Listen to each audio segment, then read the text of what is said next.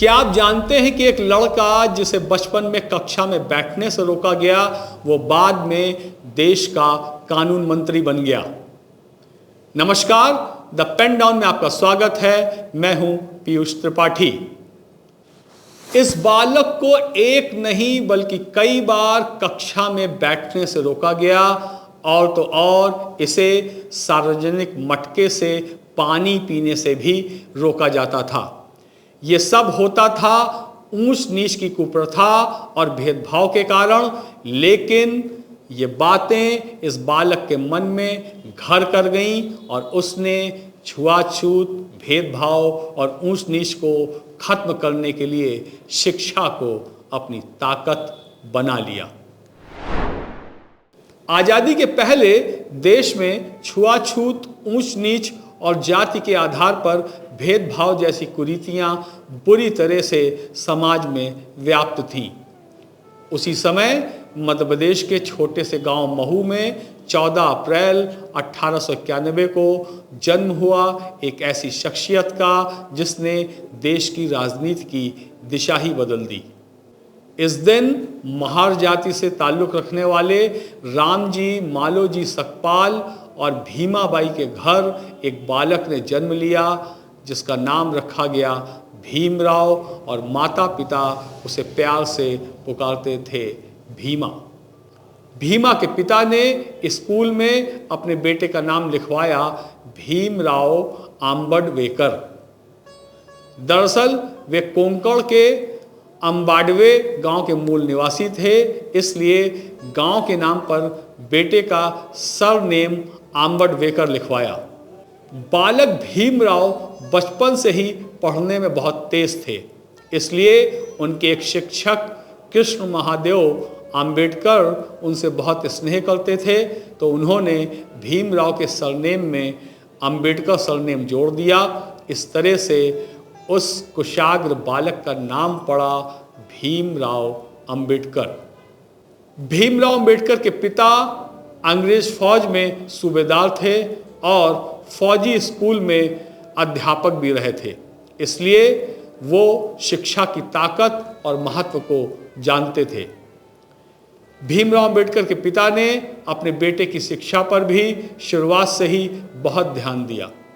पढ़ाई में तेज भीमराव आंबेडकर को कई बार छुआछूत जैसी बुराइयों का सामना करना पड़ा, लेकिन वो इन सब से विचलित नहीं हुए और धैर्यपूर्वक पढ़ाई में लगे रहे। स्कूल की पढ़ाई पूरी करने के बाद अंबेडकर के पिताजी उन्हें बड़ौदा के शासक गायकवाड़ के यहाँ ले गए। बड़ौदा के महामहिम सयाजीराव गायकवाड़ ने भीमराव अंबेडकर की प्रतिभा को देखते हुए उनकी कॉलेज की शिक्षा की व्यवस्था कर दी। 1907 में मैट्रिकुलेशन पास करने वाले भीमराव अंबेडकर ने 1912 में एल्फिंस्टन कॉलेज मुंबई से स्नातक की परीक्षा पास की और 1913 में उच्च शिक्षा के लिए अमेरिका के कोलंबिया विश्वविद्यालय चले गए। कोलंबिया विश्वविद्यालय से उन्होंने पहले एमए और फिर पीएचडी यानी डॉक्टरेट की उपाधि प्राप्त की और वो कहलाने लगे डॉक्टर भीमराव अंबेडकर। चूंकि डॉक्टर अंबेडकर बड़ौदा रियासत से मिली स्कॉलरशिप से पढ़ाई कर रहे थे, इसलिए उन्होंने कुछ समय तक बड़ौदा रियासत में नौकरी भी की।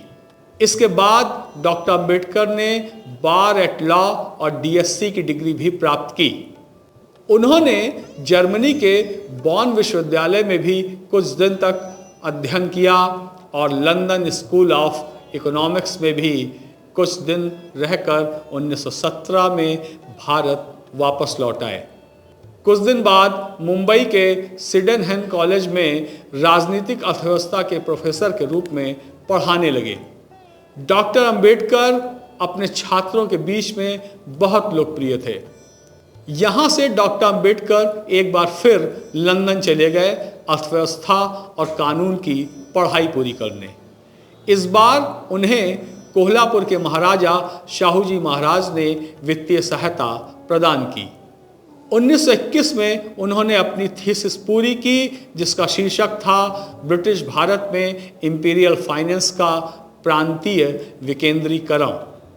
1924 में डॉक्टर अंबेडकर इंग्लैंड से लौटे और दलितों के कल्याण के लिए एक एसोसिएशन की शुरुआत की।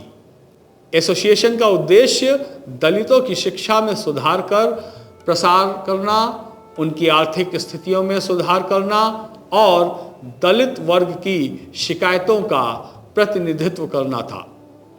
दलित वर्ग की समस्याओं को उठाने के लिए डॉक्टर अंबेडकर ने बहिष्कृत भारत समाचार पत्र भी शुरू किया। 1928 में वो गवर्नमेंट लॉ कॉलेज बॉम्बे के प्रोफेसर बने और 1935 में प्रिंसिपल। इस पद पर वो 1938 तक रहे।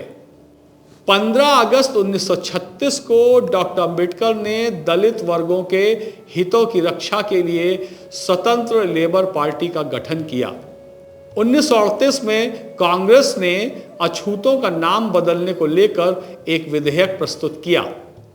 डॉक्टर अंबेडकर ने इसकी आलोचना की।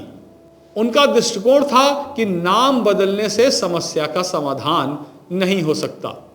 1942 में डॉक्टर अंबेडकर गवर्नर जनरल की कार्यकारी परिषद में एक श्रम सदस्य के रूप में नियुक्त हुए। 1946 में वो संविधान सभा के लिए चुने गए। आज़ादी के बाद देश की पहली सरकार में डॉक्टर अंबेडकर कानून एवं न्याय मंत्री बनाए गए। भारत के संविधान निर्माण में डॉक्टर अंबेडकर की सबसे महत्वपूर्ण भूमिका थी।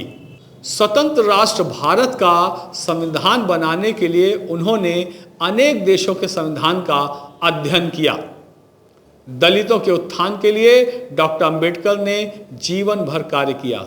इसके अलावा उन्होंने दर्शन, इतिहास, अर्थशास्त्र और राजनीति के क्षेत्र में भी उल्लेखनीय कार्य किया।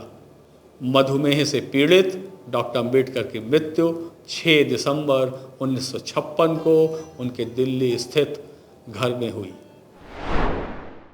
डॉक्टर अंबेडकर एक ऐसी शख्सियत थे जिनका पूरा जीवन ही प्रेरणादायक है और उन्होंने पीड़ितों और शोषित वर्ग के लोगों को एकजुट करने और उन्हें सशक्त करने का जो अभियान चलाया वो एक मिसाल है। आप हमारा चैनल द पेन डाउन ऐसे ही देखते रहें और चैनल को लाइक और सब्सक्राइब जरूर करें व बेल आइकन भी दबाएं। धन्यवाद।